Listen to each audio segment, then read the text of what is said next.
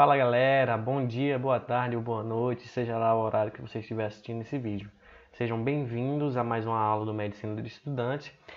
Meu nome é Adriano Júnior e nós estamos aqui no módulo de Infectologia.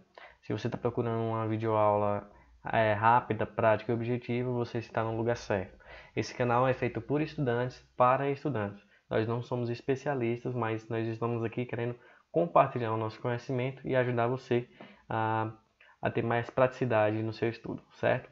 Então, hoje nós vamos falar de um tema bastante importante na infectologia, que é o herpes zoster, certo?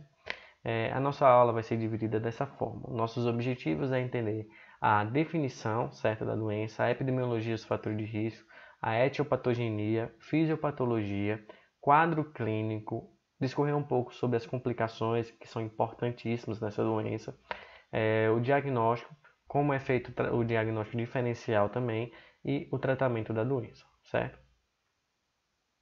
Bom, o que é herpes zoster? Basicamente é uma doença causada pelo vírus da varicela zoster, o mesmo vírus que causa a catapora, certo? Então, em um primeiro momento, na infância, geralmente, a gente tem a infecção primária pelo vírus do herpes zoster, e esse vírus ele permanece em latência durante toda a vida do indivíduo, bastando um momento de imunossupressão ou até mesmo avançada idade para que ele seja reativo e aí a gente vai ter, no caso, a herpes zoster, certo?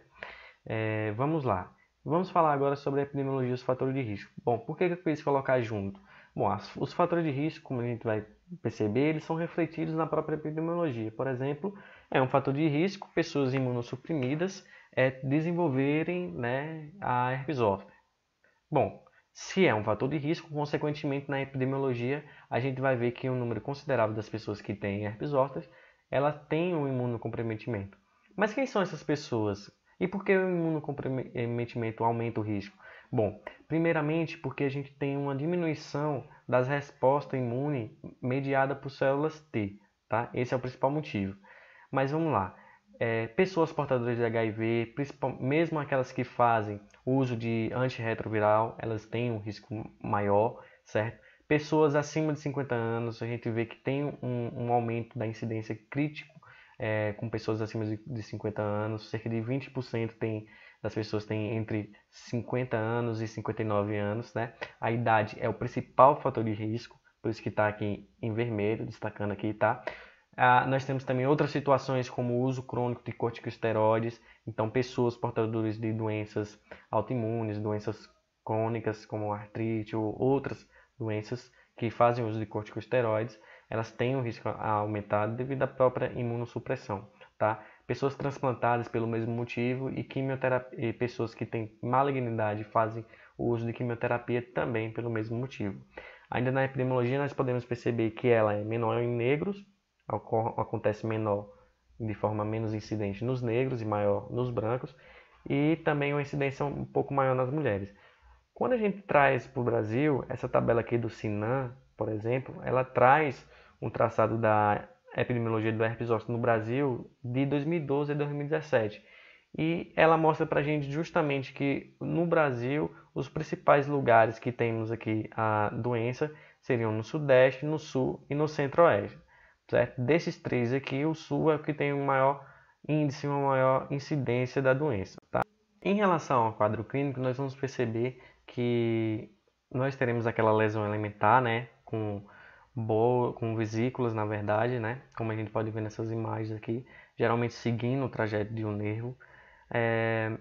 Mas nós temos outros sintomas associados, como, por exemplo, as dores nesses nervos, né, a parestesia, então a questão do formigamento, que pode ser referido por alguns pacientes, ardor, coceira no local, certo?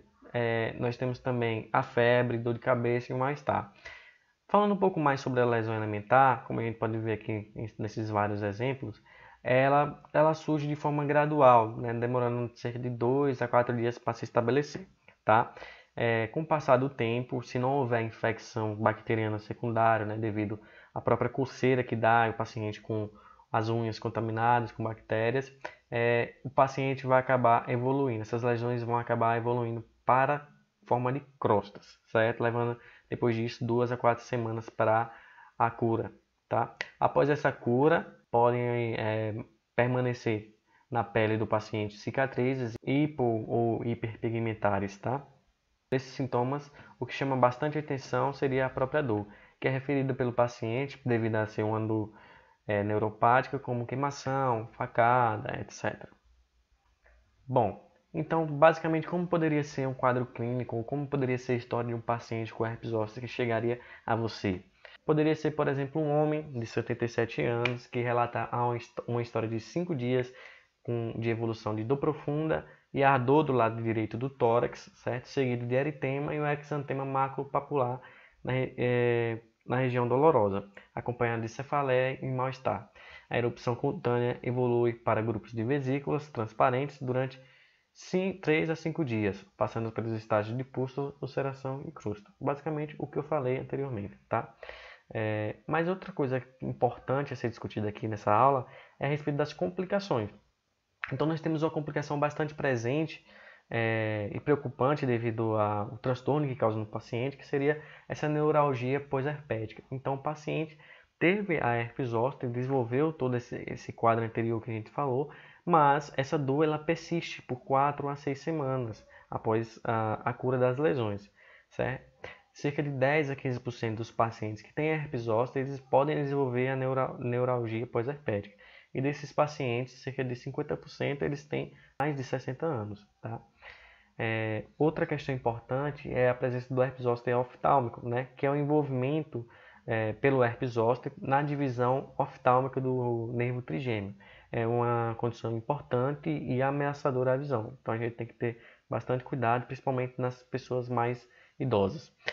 Nós também podemos ter a síndrome de Hansen-Hunt, que já foi falado, mas há também a encefalite. Essa encefalite ela vai ser demonstrada por delírio antes mesmo das lesões, mas pode acontecer após as lesões, tá? Existem alguns fatores de risco para o paciente desenvolver encefalite, que seriam, por exemplo, o envolvimento dermatomal de um nervo craniano ou cervical, a história de 2 ou mais vezes de herpes zoster e herpes zoster disseminado. Nós temos também a presença da meningite asséptica, né? A trombocitopenia, que pode ser manifestada por petequias assim, no corpo, certo? E a infecção bacteriana secundária na pele. Essa infecção secundária na pele é devido, como eu falei anteriormente, ao paciente coçar ali e a presença de Streptococcus aureus ou piógenes pode acabar levando o paciente a desenvolver infecções como o impetigo, a erisipela, que podem ser frequentes nesses pacientes. Pronto, então a partir disso a gente vai entrar em uma questão importante da nossa aula, que é o diagnóstico desse paciente. Nós vamos perceber que esse diagnóstico ele é eminentemente clínico. Então aqui a gente faz uso daquela máxima bastante conhecida por todos nós estudantes, que é a clínica é soberana, tá? Mas existem exceções, existem quadros que não são tão típicos assim. E é por isso que a gente pode lançar mão de exames laboratoriais. São 3 exames principais, a gente pode fazer uso do PCR, do teste de anticorpo imunofluorescente direto, o DFA, e da cultura viral, tá? Esses exames eles apresentam vantagens e desvantagens entre si, e a gente vai perceber que o preferido aqui seria o PCR, porque ele é o exame mais sensível, né, em torno de 95%, tá? Leva menos tempo para obter o resultado, então menos de um dia você já tem o resultado, já tem um diagnóstico para o paciente.